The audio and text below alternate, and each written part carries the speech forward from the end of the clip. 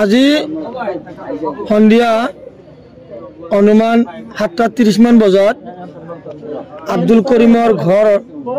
আব্দুল কৰিমৰ ভায়েকৰ ঘৰ সবৰুদ্দিনৰ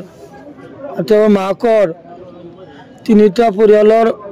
যৌথ এল কাটিং ঘৰ আছিল RCC আৰু এই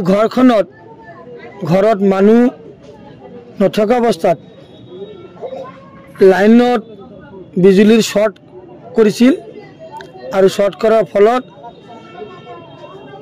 তেওঁলোকৰ পৰিয়ালৰ যিকিটা ঘৰ আছিল সকলোবোৰ ঘৰ জুইত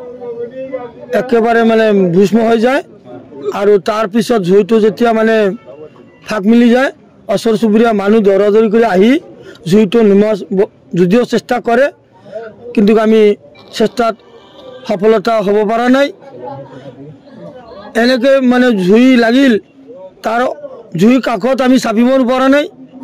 চাৰিওফালৰ পৰা মানুহ আগুৰি আছে পানী চি আছে তথাপি জুই নিমাব পৰা নাই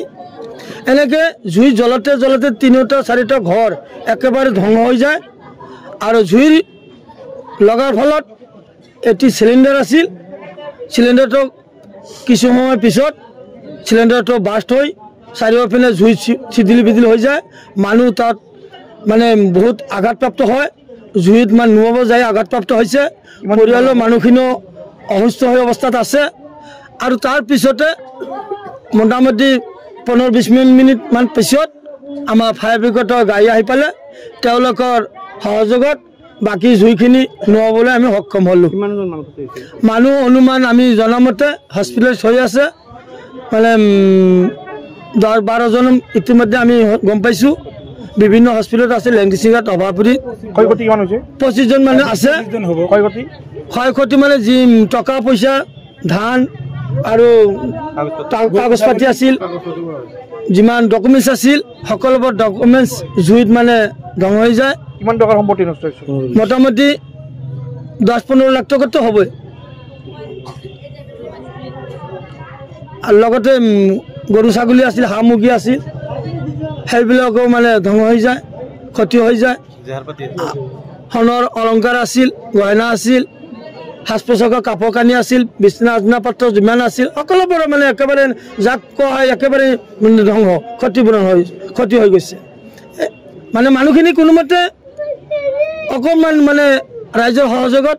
মানুহখিনিক সুস্থ কৰিব পাৰি আমি সক্ষম হৈছোঁ বাকী আমি একো কৰিব পৰা নাই এতিয়া আমাৰ চৰকাৰৰ ওচৰত বিনম্ৰ আবেদন যাতে এই দুখীয়া পৰিয়ালটোক চৰকাৰৰ ফালৰ পৰা যাতে